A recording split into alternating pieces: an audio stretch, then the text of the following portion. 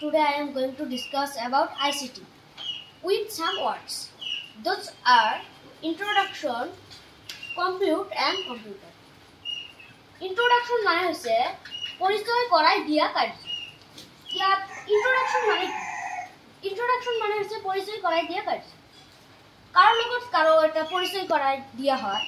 এনেদৰে পৰিচয় কৰাই দিয়াকে পৰিচয় কৰাই দিয়া কাৰ্য বোলে। আৰু ইয়াক ইংৰাজীৰে introduction বুলি কোৱা হয়।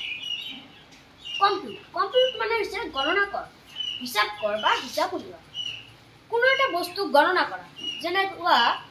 যেনেকৈ ইয়াত কেইটামান আপেল আছে, এইবোৰ আমি গণনা কৰিলো। ইয়াত 5টা আপেল আছে। ইয়াকে কম্পিউট বুলি কোৱা।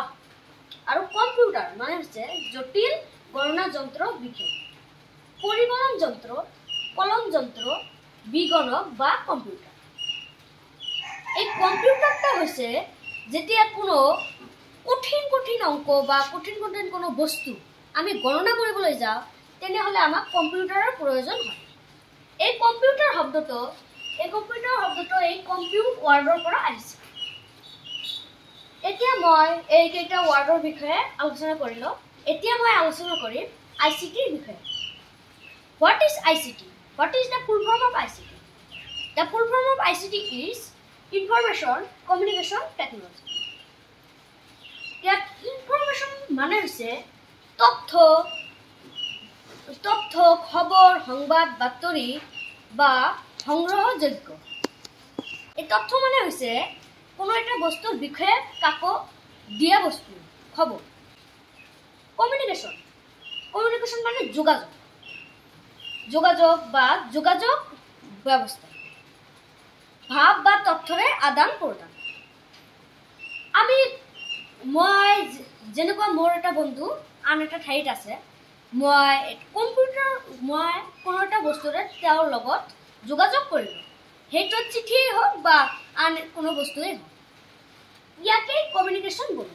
টেকনলজি মানে হৈছে প্ৰযুক্তিবিদ্যা বা কাৰিকৰী বিদ্যা বা প্ৰয়োগ বিদ্যা বা বাস্তৱ সমস্যা সমাধানৰ উপায়। ইয়াত টেকনলজি মানে হৈছে প্ৰযুক্তিবিদ্যা। আমি জীৱৰ বাস্তৱ সমস্যাবোৰৰ বিষয়ে পঢ়ো। এই সকলোবোৰ আমি কম্পিউটাৰৰ জৰিয়তে সমাধান কৰোঁ। এনেকুৱা কম্পিউটাৰৰ নিচিনা আৰু যিবোৰ বস্তু আছে এইবোৰকে আমি টেকনলজি বুলি কোৱা হয়।